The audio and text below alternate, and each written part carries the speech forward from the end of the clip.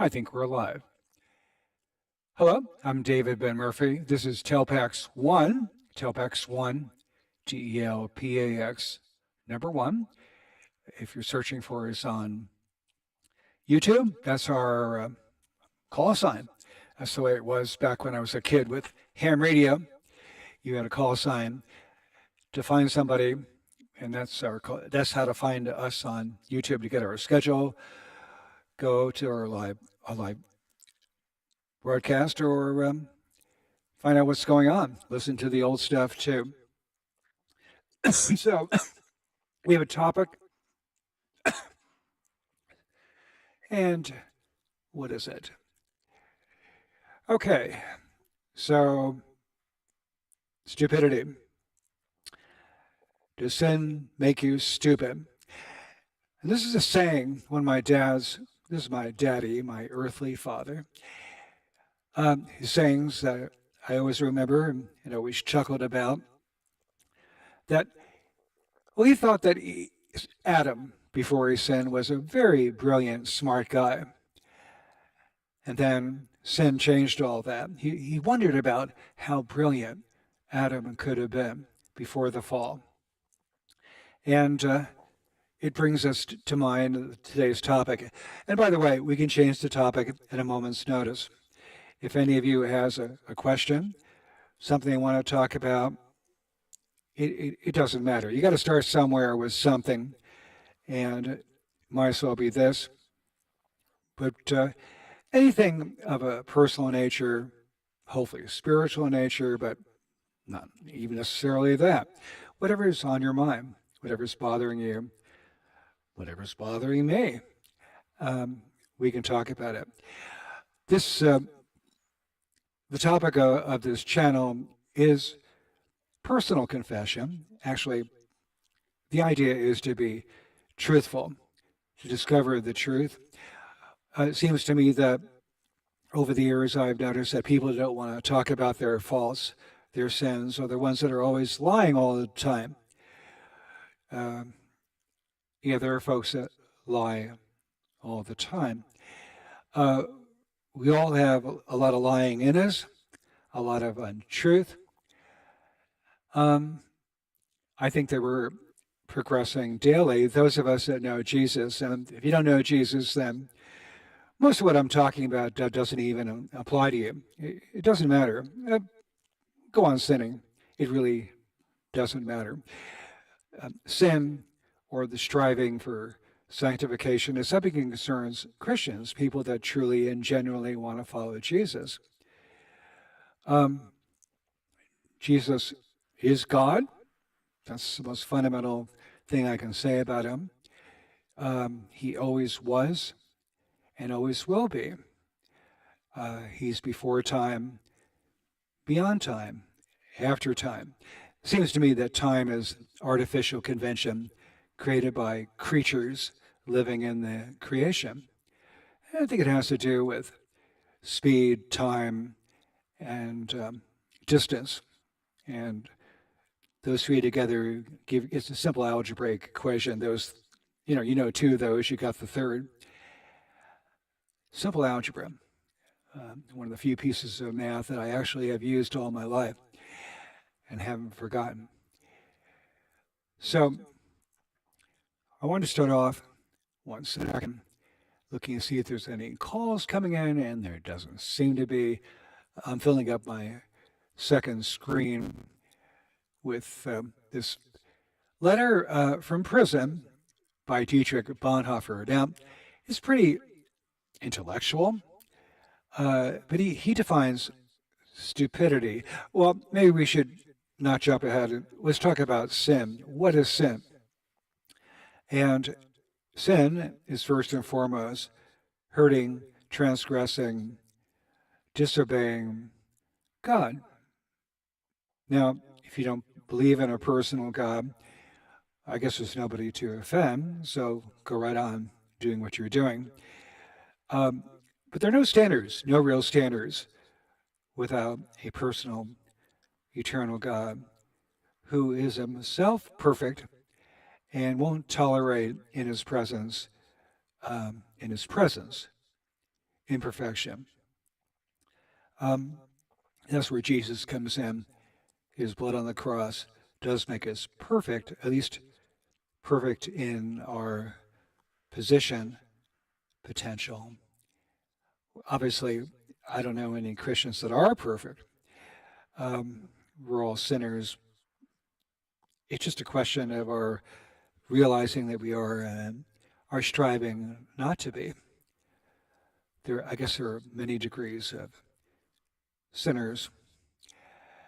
Um, this Dietrich Bonhoeffer letter came up on YouTube and Google a few months back. I discovered it. It was being talked about, something I hadn't known about Bonhoeffer. I know about Bonhoeffer ever since the days of Chuck Colson. Chuck Colson was certainly born again. In fact, that was the name of his big book, Born Again. He was on the staff. He was the lawyer for Richard Nixon, and he was very much involved with the Watergate break-in, and he went to prison. 3 or 4 years he actually served? I'm not quite sure. But he got out and turned his life around and dedicated it to God, became a minister, and his ministry focused on those in prison. Ministry fellowship exists today. I knew him really from his being on the radio for 5 minutes a day. And what was it? Breakpoint. Breakpoint was the name of it. And it was 5 minutes in the morning, and around the turn of the century. And I found it fascinating to listen to. I really like listening to him, and I could always afford to listen to him. Chuck Colson. But he brought to mind and quoted Dietrich Bonhoeffer, and that's the first time I ever heard his name. Since then, I've done a bit of studying, books, movies, certainly. This here and there about Mr. Reverend Bonhoeffer. And I was very impressed. I'm impressed by anybody that, for the faith and doing what he thinks is right, is stripped naked and hung by chicken wire to death. And this happened at the command of Himmler, who was chief of the SS. Is that right? In Germany, Nazi Germany, about 3 weeks before the end of the war, in early April of 1945, they finally caught up to Dietrich, who had been in prison for a year and a half. He had been implicated in the plot to kill Hitler, and he certainly knew about the plot. He acquiesced, and then some. I'm not sure how active his involvement was in the actual carrying out of the assassination attempt. But I believe he thought it was justified, that murder could be justified.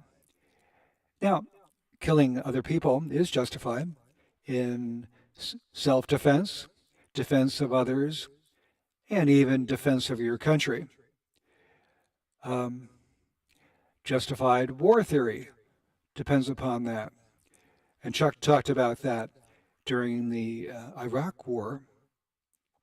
There was one 5-minute section about justified war theory.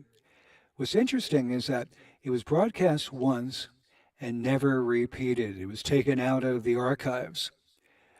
Apparently, Republicans were very distressed to hear about justified war theory because Iraq and Iran did not pass muster on being a justified war. That's another story. We're talking about stupidity. And Bonhoeffer, and you can look it up. I'm not sure I want to read it. Frankly, I find it a bit boring.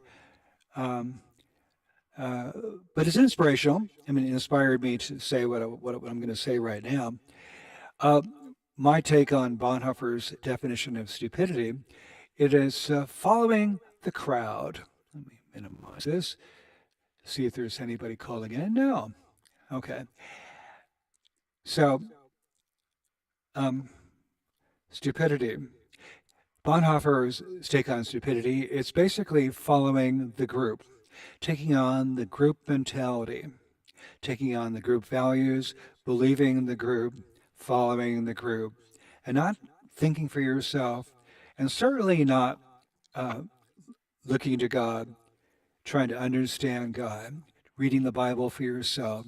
It's listening to others and letting other people make the big decisions. And you're going along. And I guess that fits the description for Nazi Germany. You have to ask, how did all these people, I mean, he wasn't, let the chancellor, okay, he became chancellor. I think he had 1/3 of the vote in the Reichstag, maybe not even that much. He didn't have a majority, but he was appointed by Hindenburg to be chancellor, which is, I guess, the number two man in the setup. And of course, he became number one when President von Hindenburg died, not too long after Hitler was appointed. And of course, there were no more elections after that for the duration of Hitler's time. Hitler came in right at the same time as FDR, within a month, I think, of each other. Well, yeah, very close. Hitler was January of 33, and then, of course, FDR was sworn in on March 5th, 33. Interesting. And their ends came a year apart. Of course, FDR died in office. But getting back to the subject, what does it mean to be stupid? Um, Bonhoeffer says it's not necessarily even being evil, which makes it so powerful. His definition of stupidity, following the group. Well, first of all, you can't really talk to people that don't think for themselves. They're not going to listen, and that makes it so difficult to deal with. So stupidity is going with the group, not thinking for yourself, not seeking God. That's interesting. Uh, Usually, when I think of stupidity, I think of somebody that's very slow. Forrest Gump comes to mind. What was his saying? Stupid is as stupid does. And I heard that and never understood what it meant. um, the one line from Forrest Gump that I remember particularly is when he said to Jenny, who may have been a genius, very smart lady, his childhood buddy, and much more later on, the mother of his child. He said, I'm not a smart man, but I know what love is. And that's a wonderful line.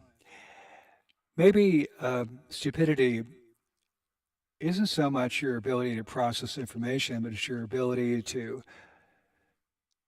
have wisdom. I think wisdom is directly tied in to your knowledge and experience of God. I mean, you feel His presence if you know God, and that presence inspires you. It gives you insights to know what you should do and what you shouldn't do. It's not a question of whether you can do something. The real question is, should you be doing something? Well, what am I talking about? I mean, I know I work with computer tech throughout the week. They're always asking you to do things. I tell all my customers, if you don't know why you're doing something, the answer is no. That's a good rule. Seems to work just about all the time. But God can take you beyond simple intellect. There's something more. And I know that being connected to God helps my thinking, helps me to focus on what's important, helps me to stop going down rabbit holes and wasting my life on things that will never matter. It's hard to know. I get so fixated on fixing things, and I don't know. I get very focused, too focused. Um, that's just That's me. We all have our shortcomings. Shortcomings. The word sin itself, if you're going to the New Testament, derives in Greek, I believe, from an archery term, which means missing the mark. So to sin, the first thing that comes to mind, of course, is disobeying one of the Ten Commandments, and that certainly applies. But it also means simply falling short or to the left or to the right or going too far, missing the target. That's another aspect of sin. But again, sin, does it have any meaning if without a personal God? So many religions that don't believe in a personal God believe that God is a force, a principle, but not a person. They usually don't acknowledge sin either, except sin is probably associated with being a lie. I've been reading the book on Kingdom of the Cults and talking about Christian Scientists, which doesn't make a whole lot of sense to me, because it seems like so much nonsense to say there is no physical universe. We don't have physical bodies, really. There's no physical sickness. There's no physical death. Goodness me. How can you be so deluded? And the answer is, by the way, you could be deluded simply by not seeking the Lord, seeking God in your heart. Most of what I know, but not everything, comes from simply reading the Bible. That is the primary source of connecting to the Spirit of God. It is something that grounds me. And if I say something that is not authorized by the Bible, I may be going astray and missing the mark myself. Forget the word may. Something I have done, will do. I mean, I'm a sinner. I don't have this absolute sense of knowing the truth. I'm, I'm changing. I don't want to use the word evolve because that has so many wicked connotations. This world did not evolve itself. We didn't create ourselves. We didn't randomly just happen. Anybody with the slightest bit of sense knows that. Getting back to Bonhoeffer for a second, talking about following the groups. In this country today, we have two main polarizations. We have people on the so-called right, we'll call them Trumpies, Trump followers, people that irrationally, blindly will follow everything that comes down from the president as being correct and truthful. And to me, that's certainly one form of stupidity. Then you look at the other side. You look at the woke side. You look at the lawn signs on liberals around town in Morro Bay, California, a very liberal place, much more liberal than it used to be. These signs will say, what? Love is love. Mm-hmm. And we follow science. Mm-hmm. And do you follow science? Do you even know what science is? Going back to the pandemic, there was something called natural immunity, totally ignored. And they totally ignored it. They ignored the facts that children very rarely, if ever, died from COVID. They didn't talk about that, but they started routinely administering this so-called vaccine. Now, I don't know. I mean, it's certainly a new type of vaccine. You can call anything you want. but to give all children 6 months and over the shot, and without solid data to back it up. Is that science? See, both sides are stupid. Both sides deny independent critical thinking. To be an independent critical thinker, you have to be willing to be alone, not part of the group. You stand by yourself in front of your God, and maybe you have others with you, and maybe you have no one with you. The price of truth sometimes is being alone. Interesting.